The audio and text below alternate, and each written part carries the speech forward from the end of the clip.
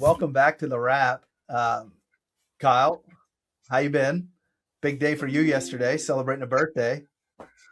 Yeah, yeah, it was great. Got to program a lot during the day. So today we're I think as the kids would say, 50-50.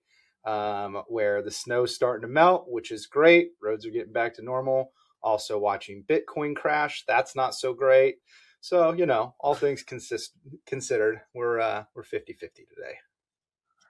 Cool. Well, I think you've been doing pretty good on your precious metals. So, let the Bitcoin ride. Yep. Um, got a good conversation today. So obviously, at Resourcive, we're focused on helping companies, source, deploy, value engineer technology. But long before kind of that decision comes into play, there's actually another kind of, uh, I guess a decision, a discussion, context setting that has to occur. And I think it's a good conversation to have. So what we're going to be talking about today is essentially build versus buy versus rent analysis, kind of as it comes to making technology sourcing decisions. So that's kind of Yeah. topic du jour. How do you want to get us started?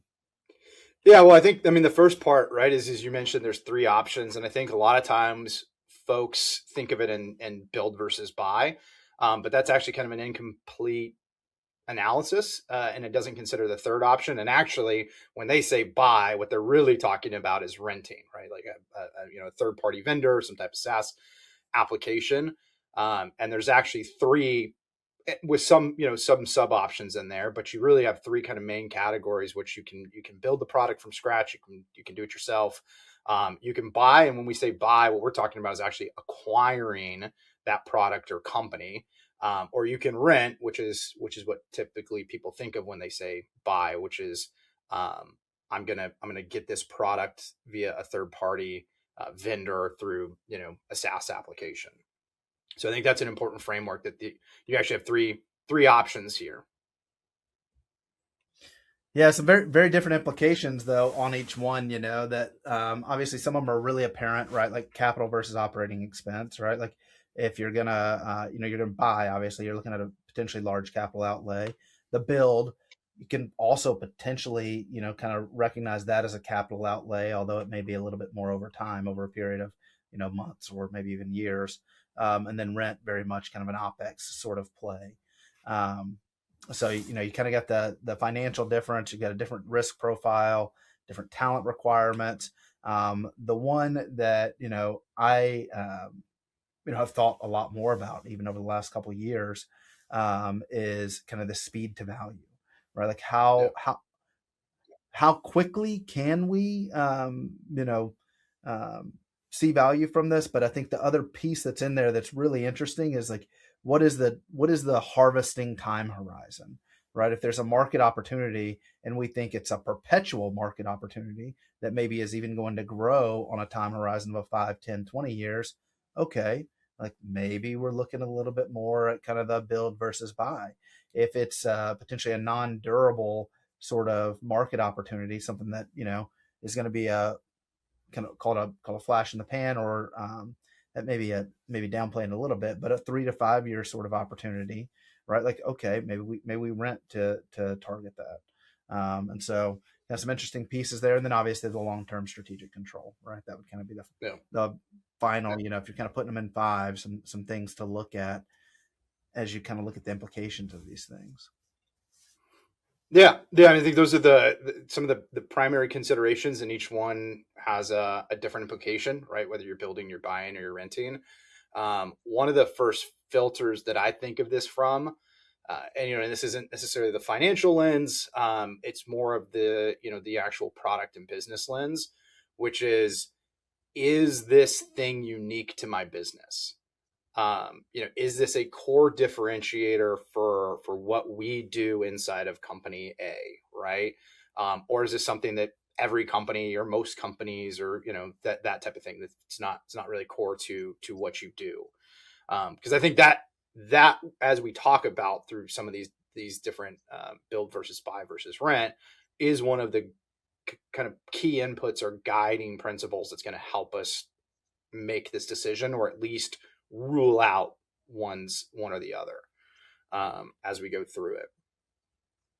Yeah, I mean, Um, look, I think it's important what you're calling out there, right? It's a technology discussion, it's a business decision, right? This is very much a business kind of focus from the start that sets you off on the trajectory.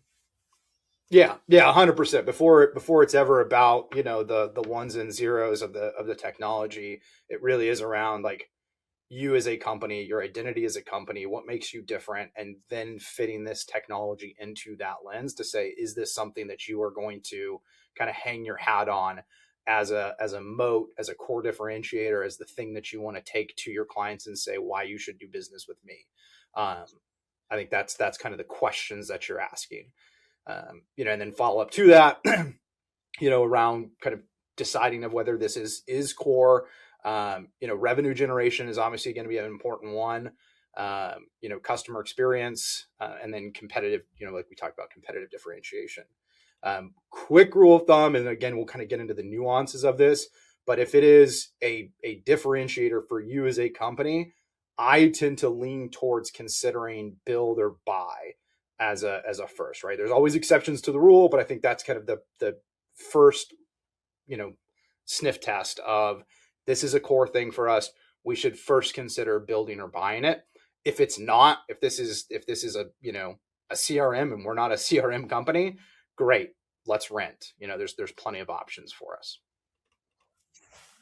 Yeah, I mean, I think about it, and this is maybe just oversimplified, but is it core to how you win in the market, right? And on Yeah. what time horizon, right? Are we saying, hey, as an example of customer experience, right? Like, hey, we believe very, very strongly that we can deliver a customer experience that is differentiated in this market, and it's a market where that really matters to the buyer, right? Okay, then if we're looking at some sort of technology decision around customer experience, like let's really give it a closer examination than just deciding that we're going to rent, right?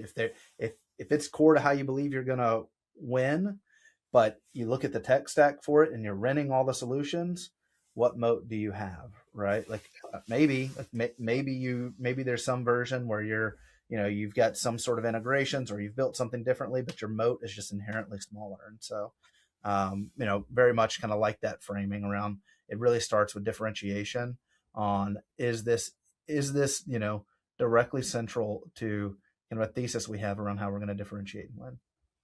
Yep. And so I think that goes into the first one, right? Let's take buy, or sorry, build, as our first example here. We've talked about some of the first key parts of it. It's unique to our business. It's a competitive advantage.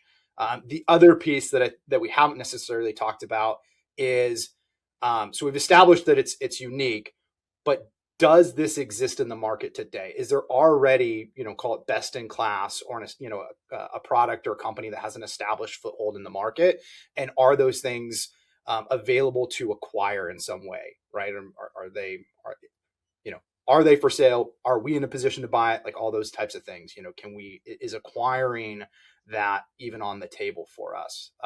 Because and certainly there's, as we'll talk about, and some of the cons of building, it is not an easy road. You're Yeah. taking on a lot. There's a lot of investment in it, and there's the investment and the conviction and the commitment, right? Because I think a lot of times, as we've talked about, like this time to value, there's always this like, hey, I want to hurry up and get there, hurry up and get there.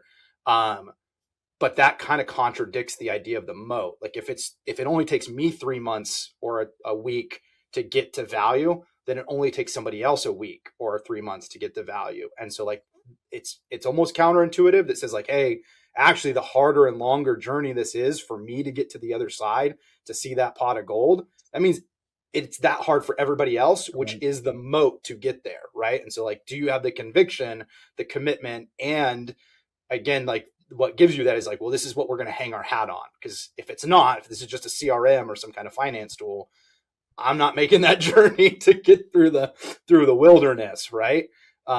We can just rent and call it a day. So I think that's an important framing for building. Obviously, the pros that come to mind is control of your destiny. You're the one laying out the product roadmap, figuring out who your ICP is, what the cost structure is going to be. you're building the culture right around the team, deciding what that true differentiator is, and then you have all that kind of optionality later down the road, as far as like, again, kind of going back to roadmap of what this product is going to be. You're not tied to somebody else's roadmap.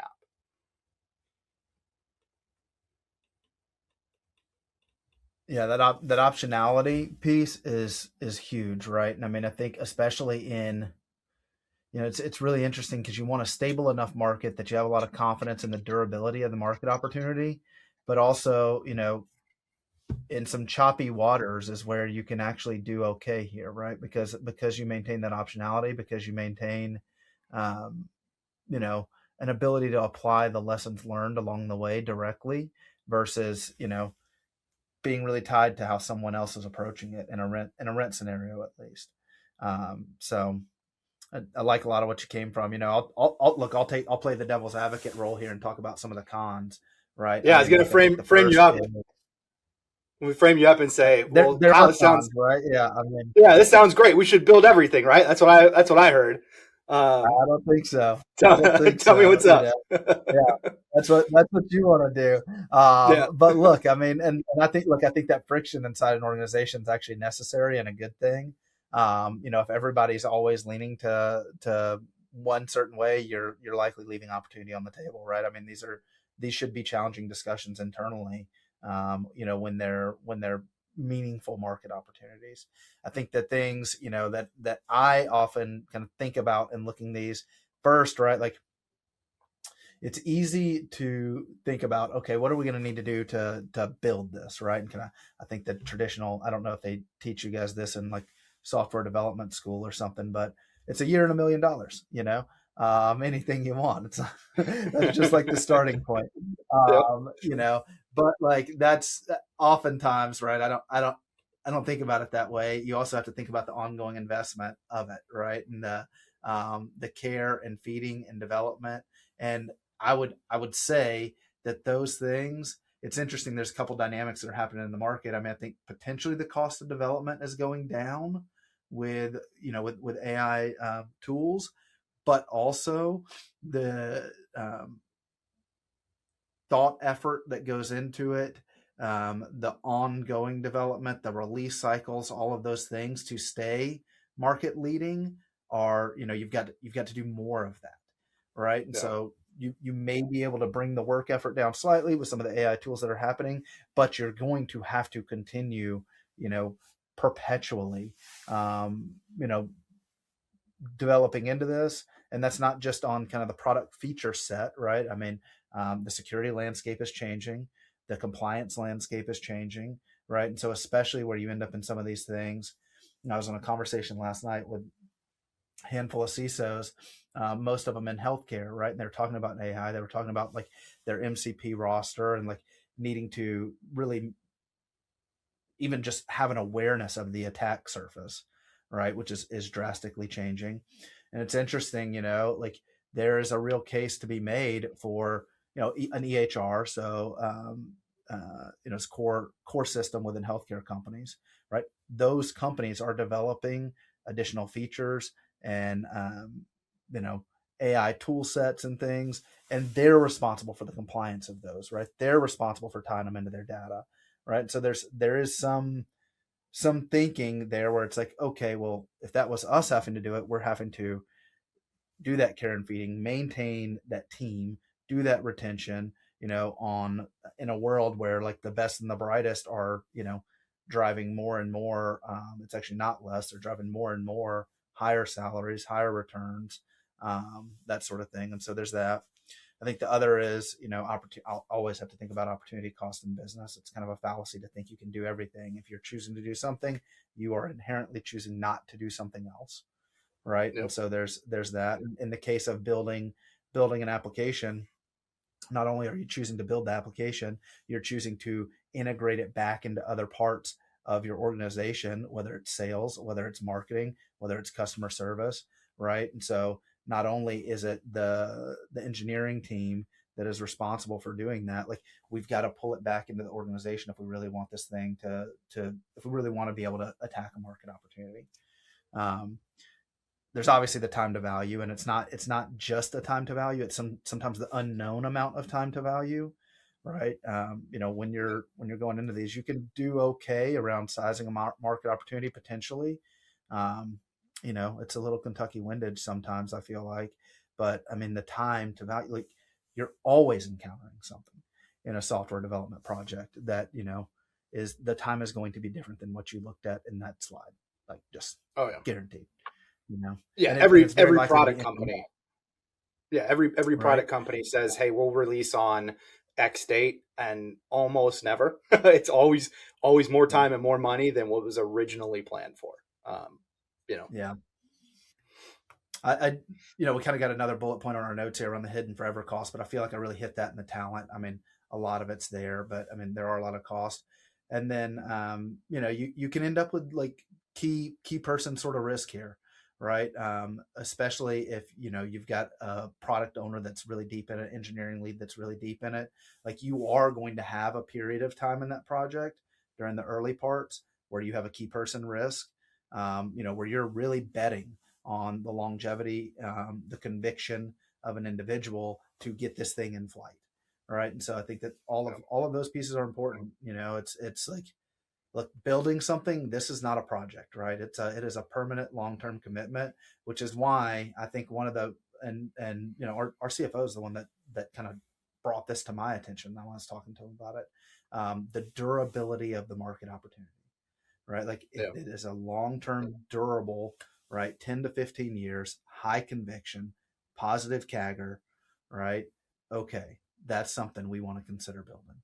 Um, Combined with all the other pieces you mentioned, right? Are we uniquely positioned to do it? Do we have the commitment? Like all those things, but the market opportunity and the durability of it is, and look, I think it's as hard as it's ever been to know the durability of a market right now. Yeah. I feel like, especially in the technology area, right? I think it's very hard to know how durable a market is going to be long term right now. So For those are sure. my cons. That's my devil's advocate side of the thing. And I agree. I think at the risk of being cliche, building is not for the faint of heart, right? I mean, it really isn't. This is not a um, thing that you have as an organization. It actually needs to become part of your identity and your culture of who your organization is, right? And like if you listen to some of those business wars or different podcasts, you hear companies like Uber where their product team literally goes around and rides in Ubers, for an entire day, just to kind of the idea of eating your own dog food, to experience the product, to then take it back and I mean it's literally in their culture of it's not just something they have or something they do, but it is part of who they are as a company. And if that's not for you, right? If that's not what you want, then yeah, then building is probably not the correct solution. Um, Yeah. Now it moves us into to buy, and I think we'll switch. I want to take the cons on this one and talk you out of it. Okay. So All right. Yeah. Hey, look, I mean, I'm, I probably tend to lean a little bit more this way. When I think about it, right, when I think about buying, and to be clear, like we are creating a differentiation in this conversation between rent, which would be kind of a SaaS sort of thing, and buy, which, we are talking about the acquisition of, you know, um, potentially of a company, potentially of a portion of a company. There's probably some subsets here around like a JV or, yep. some longer term sort of arrangement with a lot of commitment around it. Historically, you probably could have put like perpetual licensing or something in this bucket. That's pretty rare at this point, that occurs. But when we talk about buying, we're talking about acquiring a technology capability. Um, and so a couple pieces to think about here. It's still strategic and differentiating, right? Yep. So this is going to be more than buying a SaaS tool, right? Sourcing a SaaS tool. So this is something that we still have conviction around the differentiation and it being important to us. Um, Next would be like a best in class option already exists. Oftentimes, if there's a best in class option, there's also kind of top two or three, maybe five in an unconsolidated market. If you're truly truly best in class and it's a front leader and there's only one, you may be tough to pull off a buy, right? But if Yeah. there's somewhat of a fragmented market, not a massive difference between, call it 1 and 5 or 1 and 3, right? There may be an opportunity in there to buy one of the up and comers. Obviously you're going to pay top of market if somebody has won in a market opportunity already, and that may be tough. Speed matters, right? So this is where we're looking and saying, hey, we think that this is a market opportunity for us, you know, 2 quarters from now, 3 quarters from now. And the durability of it, we're not as sure on a longer term time horizon, but we're pretty confident in kind of the 3 to 8 year time horizon. But we can be seeing some return on this, soon. Um, you want control. So that's kind of the next one, right? Control of this thing is important to you. You believe that the future roadmap and where this thing is going in the market is going to make a difference, right? Maybe potentially to your business, maybe potentially in the market broadly. And finally, this goes a little bit back to your conviction piece, but like you're prepared to operate a product business. This is important, right? If you have Yep. traditionally been a services business, you go and you acquire a product business, like you need to be prepared to operate that product business, or be prepared to retain the leaders in that business that you're acquiring, and integrate them well. So that's kind of some of the reasons you should consider, some of the pros, right? Day one functionality and revenue. Ideally, right? Ideally, you're buying Yeah. something that is That's revenue cash flow. positive, Yep. and that you can use today. There's some financial pieces around having an asset and some depreciation and amortization and whatnot. So there's some pieces there. I would consider myself to have an awareness of those, right? I heavily lean on my finance peers to drive some of that.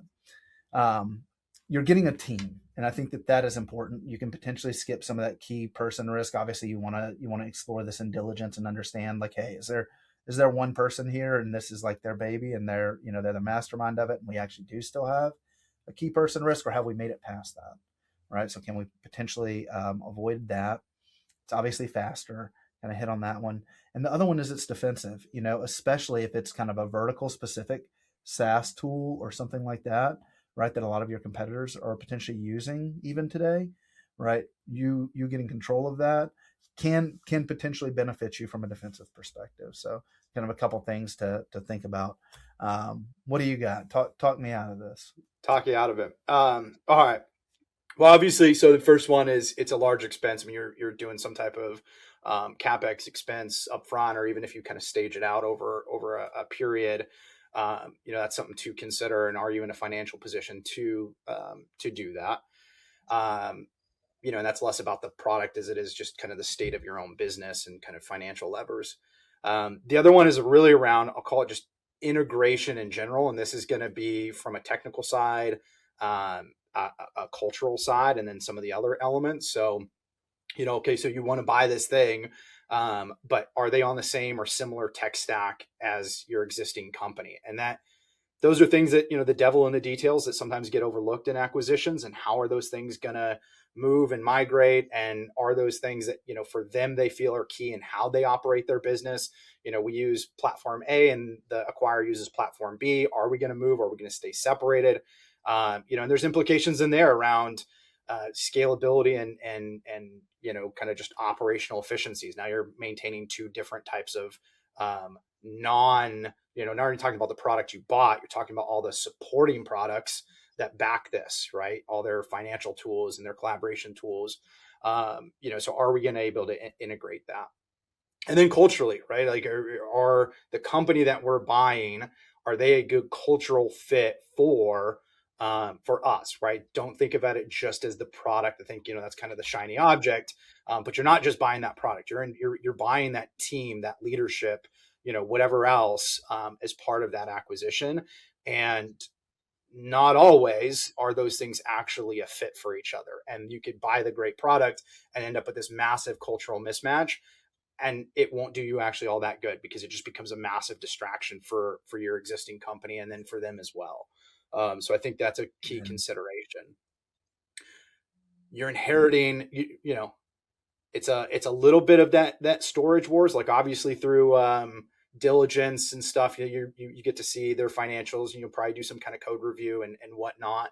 But you never really know until you get to rip open that storage unit and go dig through the boxes and figure out what's actually in there. So there may be some skeletons, some technical debt. Also, you got to think about the commitments that were made that you're inheriting, right? Oh well, we were starting this company. We needed some type of adoption, so we just gave the product away in the beginning. So we have all these strategic customers that have these crazy deals that are evergreen. And am I acquiring that? Do I have to live up to that commitment? Um, and then the same thing on the roadmap side, right? Like if this company has obviously been operating for whatever time period prior to the acquisition, they've committed things to the market, they've committed things to their customers on what they Mm-hmm. said their roadmap is. Are we in alignment with that? Are we going to pivot and say like, hey, yep, you were going to release feature A, we don't actually think that's important now, we want you to start developing feature B? And how does that impact customer sentiment, if customers were counting on that? And then the big one I think about is capability gap, right? So as a litmus test for me, it says if you weren't capable of building it, are you capable of buying it? And this goes back to, you're not just buying this product, you're actually buying a product organization. Um, and that's not always a no, right? Like there's plenty of companies out there that say like, no, look, we've built plenty of things, we know how to build plenty of things. It's just this thing's already built and we can easily buy it and bolt it in and integrate it, and we're really good at that. That's great. Like, and then buying makes a ton of sense. But if you're a company that says like, well, look, man, we're just not capable of building anything, it's really tough to be in a good position to then buy it and operate it over the long term. Yeah. Like if you're just gonna do some type of cash harvesting off of it for its positive cash flow, like I think there's some financial levers there. But if your idea is, hey, we're going to buy this thing and now have a 10, 15, 20-year staying power with a product, um, that will be tough because there's that conviction, that commitment that we've just established that you needed to buy or to build something that you still need, even if you've bought it. Now you just have to do, because it's not a one and done, right? This is forever. Customers are expecting not just more, but as you've mentioned, almost exponentially more. Like table stakes is getting more, is getting higher and higher. And so as the cost of development has come down, the demand for development has gone up, right? And there's actually this like weird, I forget the name of it. There's like this weird market paradox or principle that says as the cost of a thing goes down, the demand for that thing will actually rise, non relationally. You see that in bandwidth, and some of the other things that have been developed where the demand for internet speeds has gone way up as the price per gig has gone down. And the same thing for Right. development. As we've been able to ship code a lot easier and a lot faster, we need more and more things built. And the last one that I would say applies to both build and buy is I'm making this one up on the spot, but it's the Home Depot fallacy. And so I will take this one as somebody who, every time my wife says like, oh, I want to buy that piece of furniture or that shelf, I'm like, I can build that, you know? And it's a $30 shelf at Target. And I'm like, well, let me buy a $200 tool, power tool. Let me buy $50 worth of lumber. And then let me spend 16 hours of my time to build you that $30 shelf. And the reason why I bring that up is because, again, I go back to, whether it's building, whether it's buying, it's not for the faint of heart. And if you're just a pure consumer, this is just an internal tool, I'll make a statement and say you will never build it cheaper than what we'll talk about next, which is renting, right? Somebody else who's done this at scale and found a way to monetize it, right? So I think it goes back to, if we're going to build this thing, it's got to have some type of scale that generates revenue that justifies what is that, like, charging through the wilderness with that level of conviction, commitment, and time Right. horizon. Yeah. So Look, can't just if build the it's a one if it's a shot. No, like a good idea project, that's not going to do it, right? I mean, it's got to be something where you're looking out there around market opportunity for it. I mean, look, but the rent, I mean, this is what most people are familiar with, right? Right now, I mean, this is a SaaS product, a vendor, that sort of thing. Look, the things that have you considering this is something, it's capability that's not unique, right? It's a common business function. The classic right now, CRM. It's really interesting in that space, right? You actually see as like AI, kind of interest in everything is buzzing, you're actually seeing like CRM stocks, Salesforce included, drop, which is really interesting right now. There's a underlying market belief that people will choose to build um, CRM functions, which is really interesting. I Yeah, don't know that that pans out. I'm still unclear. I mean, it seems very unlikely at the enterprise space that people run at that, because it will still take a lot of conviction for it. And it's an area that, like, those are really choppy waters to jump into, from my perspective at least. But it is interesting. I mean, this is happening, today in the stock market, is something we're seeing as kind of as AI interest buzzes. You're seeing CRM stocks drop, particularly Salesforce, and the core belief that people who are a long ways away from having ever built any sort of product is that, hey, people, companies are going to be able to build their own CRM. yeah, I don't know. Let- I'm less convinced about that. Maybe they can. Just because you can do something doesn't mean that you should. yeah. And I think that Well, it goes back to that's your thing of every time you're choosing to do something, inherently you're choosing not to do something else. There's that opportunity cost, and I will not name the company because I'm not trying to get liable or anything. Um, but there was a company, a startup, call it a year and a half, 2 years ago, when the first kind of AI stuff came out, and their whole thing was like, oh, we're going to help these companies build these enterprise applications better and cheaper, and they had that whole kind of thesis statement. I question it and go like, look, yes, it is cheaper to build code. Um, but if it's cheaper for you to build it, it's also cheaper for Salesforce and HubSpot. And like, that's not unique to you, right? Like, they also have access to AI, and they have a 15-year head start on you or whatever it is. Um, and they already have kind of market capture, and like those things are hard to lift and shift.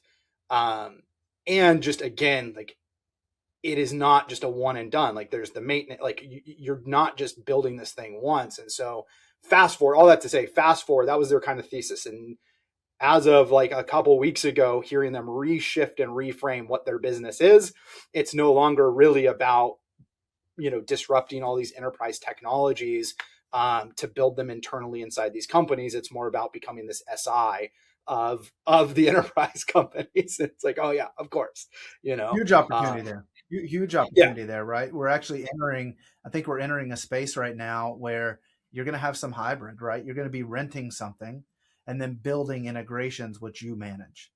yeah, And so I think that's a little bit different around the commitment to build, because these are more projects versus actually building the core application. But I think potentially building the infrastructure between these applications, making them sing, really, right, ensuring that it's happening in a compliant way that cares for your data, that is secure, all of those sort of things. I do think there's a real opportunity there, yeah, to extend the things that you're renting and do it in a way that actually does lead to some level of differentiation. yeah. And so, Yeah, that spackling is yeah, where you may have some differentiation, right? Like, the need for a CRM is not different, but then how that CRM integrates with your other applications or your other business processes, like, that is unique to you, and it allows you to focus down instead of having this massive lift of trying to build an entire CRM that's comparable or compatible, competitive to what already exists. You get to build just these things that are unique to you and focus there. So like, I 100% agree on that.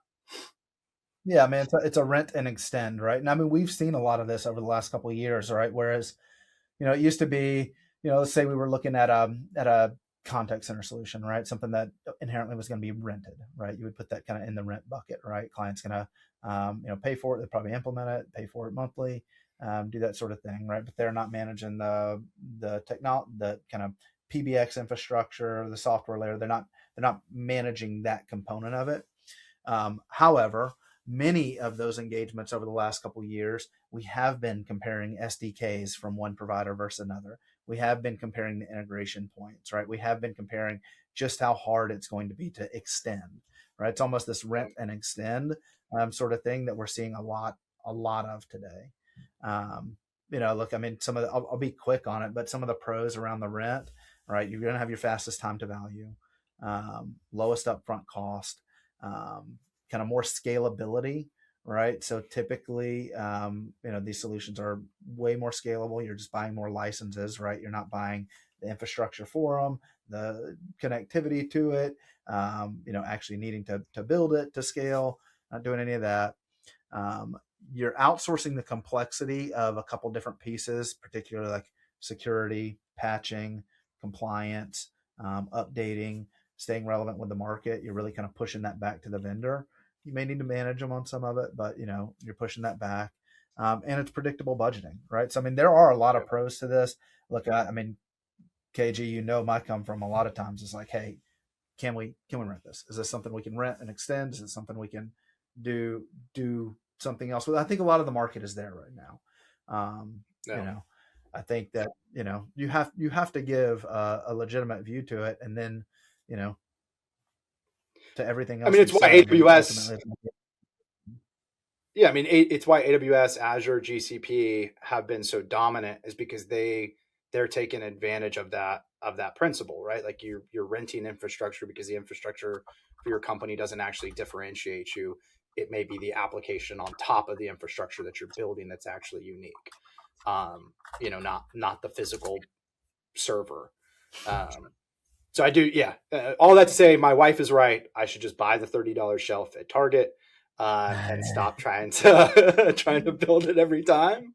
But then going into, look on the other side, going into the cons. There's no differentiation, obviously. Like if I have a CRM, somebody else does too. There's no real moat. And then you have limited, I would say limited to no real roadmap influence, depending on either how big you are or how small that market is, and kind of what influence that you may be able to put on those vendors. But largely, that vendor is going to have the roadmap that they're going to have, and you've got to kind of you're at the mercy of whatever it is yeah, that they're building, and the timeline that it comes out in, and the costs that they're going to associate to it. um, if this is something that you're trying to take and then pass on to clients as value, there can become this kind of swivel chair effect where instead of it just being a CRM that I'm using as an internal tool, if all of a sudden I'm trying to pass that off as some type of value, you end up with some markup weird stuff, and all of those things. But like I said, if it's not a differentiator for you, it already exists in the market, it is way cheaper, way faster. That time to value. I mean, it's the length of the implementation and the time it takes you to sign the contract. That's what it takes to start actually delivering some of the value, versus having to build something from scratch. yeah. Look, I mean, wrapping it up here, I think the common kind of mistake, the biggest mistake I see is that companies aren't intentional about picking a path, right? And so they're on the rent path and trying to get some of the benefits of the build path around Yep. customization, as an example, right? Like you can only do so much. Sure, you can partner with that vendor, you can try to get more from them, you can do some of those things, but you can only do so much, right? And I think that just going down any path unintentionally, and expecting different results. I think that's like, if I really boil it down, that's the biggest mistake I see with companies, right? They need to have this decision early on. They need to have it cross functional. They all need to be looking at each other and saying, hey, this is the path we're going down. This is why. Here's what we can expect out of that path. Abstracting it away from the specifics of any vendor. Like, you are going to have bounds of what can be accomplished within each of these paths. And so knowing, having some level of intentionality around which one you're walking down, I think is probably the biggest piece. And doing it cross functionally, right? This isn't something where a CIO, a CTO should be on an island making this decision, right? No. And if anything, they should be facilitating that decision to their peers in the C suite and informing them of these bounds, right? Because this is something that the CIO, the CTO is uniquely positioned to understand, that oftentimes potentially other business leaders may not understand the trade-offs of one versus the other. So, and look, the other business leaders may understand the opportunity, the market opportunity differently than the CIO, CTO. So it really is a cross-functional sort of conversation that needs a level of intentionality brought to it. I think that in and of itself will, address a lot of the common mistakes that companies encounter when, they're looking for build outcomes, but they're renting the technology, right? Like Yeah. that's just not going to work. So No, but it's worth calling out. I think folks will kind of go, yeah, yeah, yeah, I get that. But then immediately be upset that the path that they've clearly chosen isn't aligning to the expectation of what's on the other path. And so again, just intentionality, bring it, make what is implicit explicit and bring it to the surface so that you can all be on the same page of, hey, look, if we're choosing to do this, these are the second and third order effects or implications that we are kind of choosing into. And even if like there's elements that like, I don't really like it, like, okay, but we've accepted it. I think that's the key part. yeah, yeah. Yeah, look, I mean, there's no universally right answer on this. There is usually a very clear wrong one, Yeah. and so I would start there. Anyways, happy building, buying, renting, whichever one of those is for you, and that's a wrap for this week.